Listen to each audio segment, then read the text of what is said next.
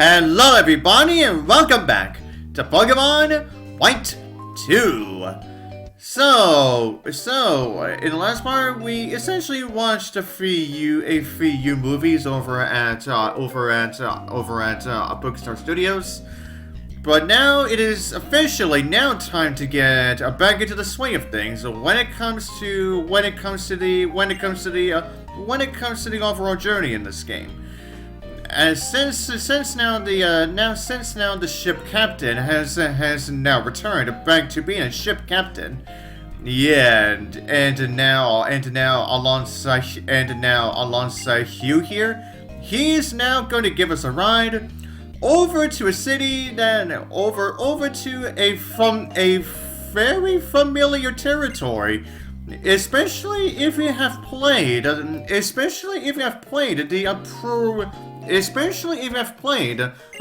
prequel titles. Yep, and now we get this lovely free defect off the ship. As we now head on over to the city with the largest buildings ever in the entirety of the Universe region. Welcome back to Castelia City. And along with that, we get the same old music of Castelia City as well. Well, it's not that I hate it. I do enjoy it. But if you're gonna be exploring everywhere, this is essentially what you're gonna be listening to the entire time. Considering, yeah, the city still has a bunch of stuff that you're probably going to be exploring around everywhere again. Yeah, so just like last time, expect a few videos of me just exploring around the city again. Oh boy. Yeah. But however, things are going to be going a little bit more faster than last time. Yeah, and you're definitely gonna see what exactly I mean as soon as we actually start exploring the city. But anyways, everyone, as you can see, yeah, now as soon as we arrived in Castelia City, yeah, we also see this very strange looking ship there. Yeah, I wonder if that ship is gonna lead to something even more important later.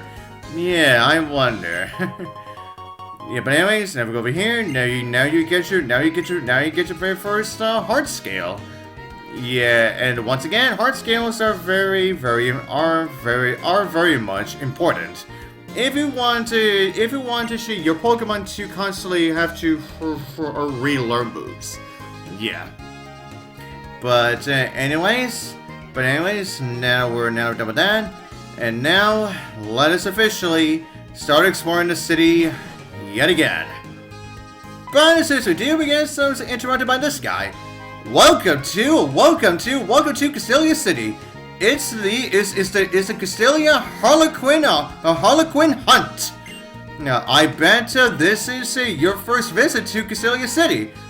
Well, in this game, sure, but definitely not our actual first time.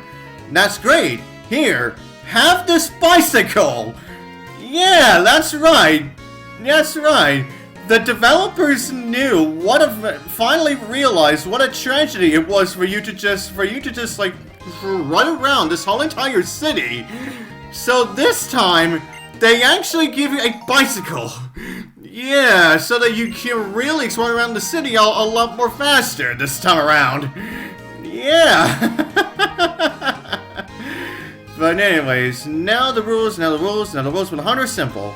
All you have to do is visit specific places and talk to the Harlequin there. Wherever you participate, is in fact up to you. And now the places to look are the medal office. Yeah, an entirely actual a new place. The passerby and analytics HQ. which is essentially in the same location as last time, and the same also goes for the for battle company. Ride the bicycle I gave you, and go, go, go! Yeah, we are definitely gonna be riding a bike. Yeah, I'm also likely gonna be riding my bike through the locations that we've already visited within the prequel titles. So that you're not gonna see me just be like running like around everywhere constantly. Yeah. So yeah, essentially now, and I guess I should bring this up right now is that now, even though we are back in a city that we've already visited within the prequel titles, but however, there are some things that are different considering that it has been 2 years. 2 years. Ever since the 2 years. 2 years. Now, ever since the 2 years. And for one of which is indeed the metal office. Yeah, now which of course ties into the metal rally. Which ties into the metal rally that we are currently going through. And speaking of which, now we get some of this medal, the starter cycling medal, which you instantly get as soon as you start riding the bike. Oh yes, right, and we also get this thing here too, where now for those of you who have played the prequel titles, may know a character named Fennel, who was living in a city called Strident City, but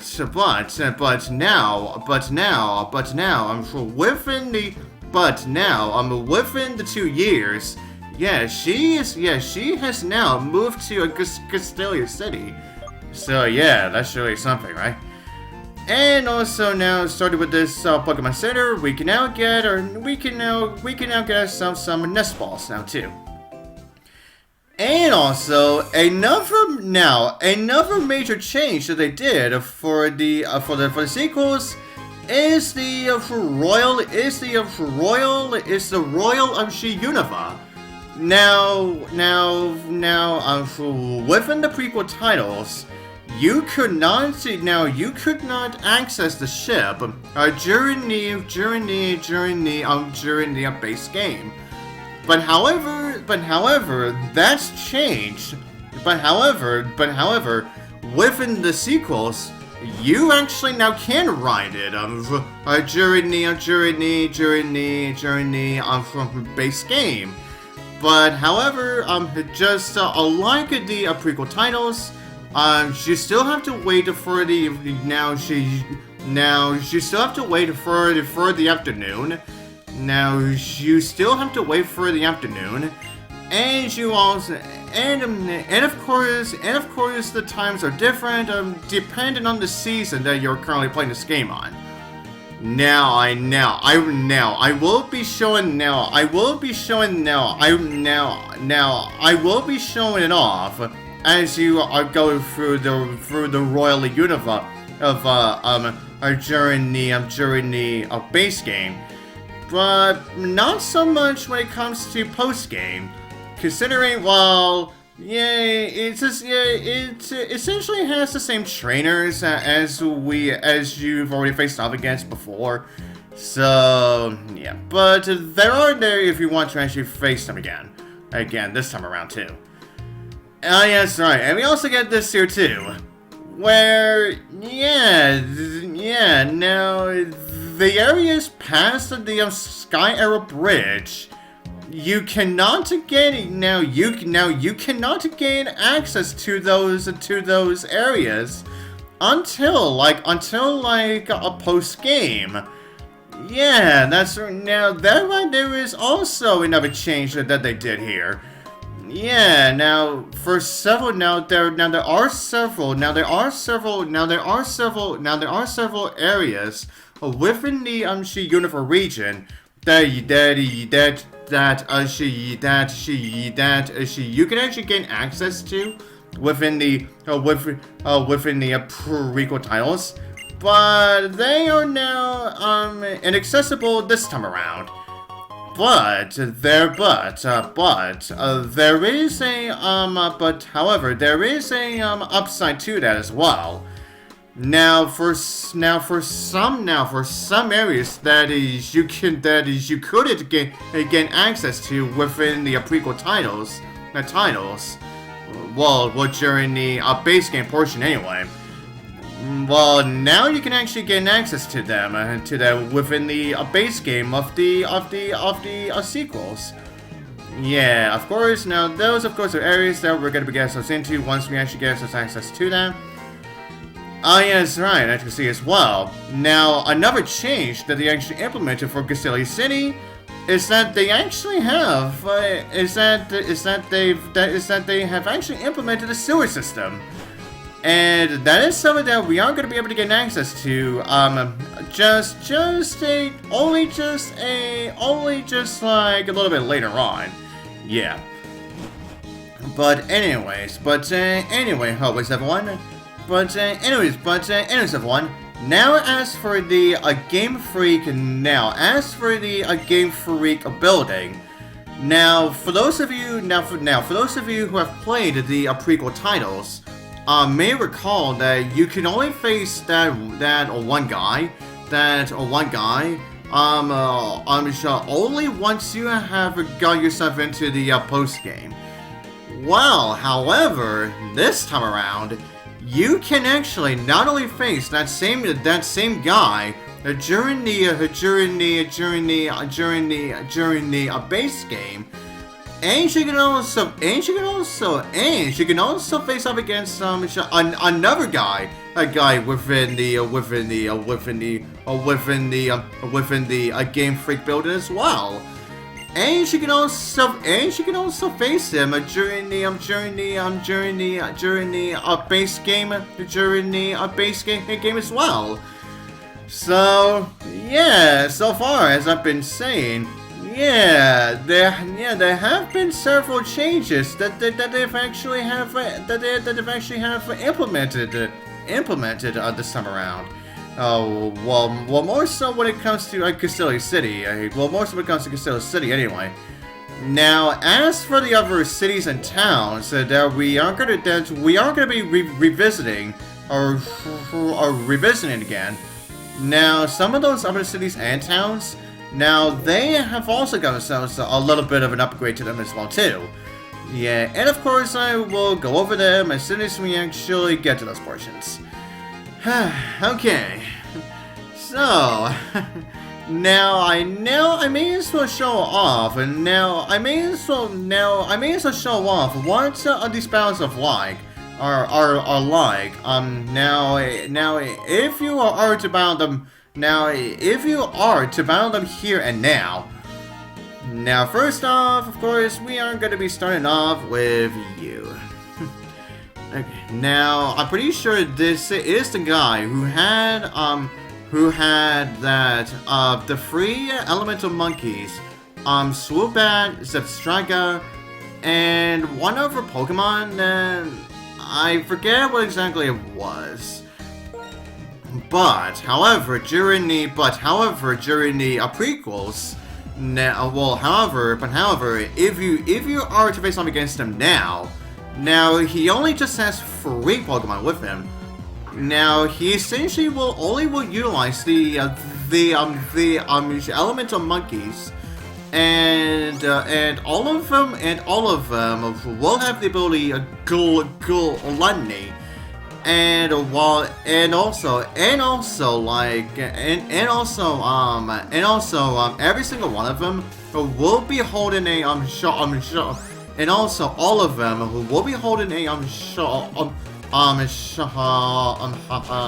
all of them will be holding a Oranberry, and while all of them will be having the moves Fury Slimes and Lick. Now, Pansage will have Vine Whip, a Panpour, as you'll see right here. We'll have to move, Water Gun. And Pansear will have to move, Incinerate. So yeah, it is essentially a really easy fight to deal with.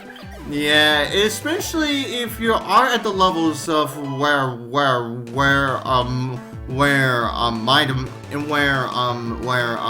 my team is at right now. Yeah. But anyways, Might, congratulations on getting yourself to level 18. Oh, hello! Now you want to learn Magnet Bomb. Now, even though Magnet Bomb is a physical move, but I will still however, I will still replace a Sonic Boom with it, because my Magnemite definitely needs an actual Steel type move. But however, there will be a more useful Steel type moves later on. So yeah, and we are gonna be teaching my Magnemite those moves as we actually go along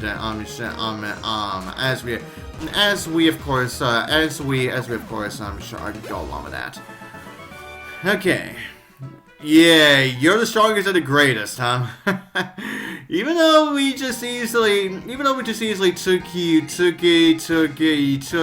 down right there. And of course, just like in the prequel titles, you can actually face up against these guys now for once per day. So everyone. Now if you want to get more experience. Yeah, now she can easily reface on these guys. Now she can actually rematch these guys whenever you want. For the once per day thing anyway. Yeah. Okay, everyone. Now as for the second guy that we now get to face is in fact this guy, Nishino. And his only Pokemon that he has with him is a Clefairy. And his Clefairy has the ability Q Charm, and he has the moves a Double Slap, Growl, Encore, and Follow Me. And it will also be holding the Leftovers item. So yeah, this Clefairy might do something. Yeah, but only if it actually feels like actually using it for the most part. Okay, let's see if I can actually defeat this Clefairy right now. Come on. Dang it! Ah, crap. I think I get the feeling that you're gonna be utilizing it either a Super Potion or a Hyper Potion. I'm pretty sure of that. Excuse me. Yeah, and I'm pretty sure you're gonna be healing. Yep, you certainly are. Well, yep, all the way. Yep, in fact, all the way back up.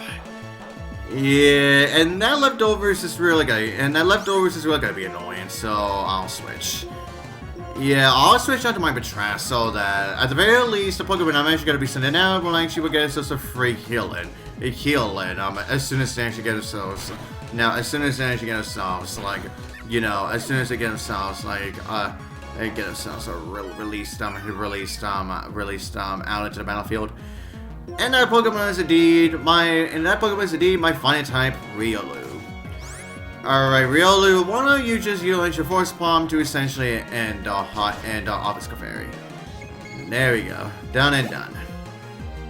Okay, there we go. Now Growlithe. Now Growlithe has now reached level 17. Now, I'm pretty sure at this level, Growlithe should learn, I believe Growlithe should learn a really good move right here. Yep, there it is. Flame Wheel, baby! Yeah, I am definitely learning this move. No question about that. Yeah. Anyways, everyone. Now, as I am just gonna be going through the rest of this building, then I'm just gonna be going back to the Pokemon Center to actually heal up, and I'm also going to be exploring another building after this. Yeah, now I may as well go over. I may as well continue with the Pokemon encounters. The Pokemon. I may as well once again continue with the Pokemon anime appearances. Okay, so next up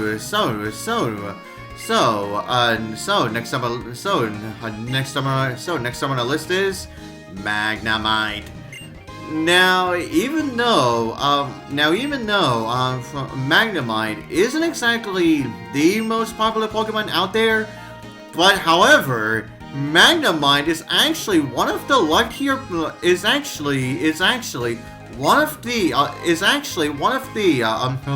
Pokemon out there, is because Magnemite has shown up in the anime at least once within every single like anime series. Now, which of course includes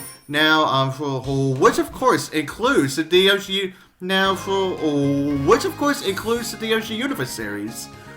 Magnemite is showing up. Now whenever you watch the anime, then you are most likely going to be seeing at least for Magnemite somewhere. Yeah. But as of one, now we get this medal. The middle like walker. And you essentially get that medal. Now, if you've taken at least 10,000 steps, so within the Universe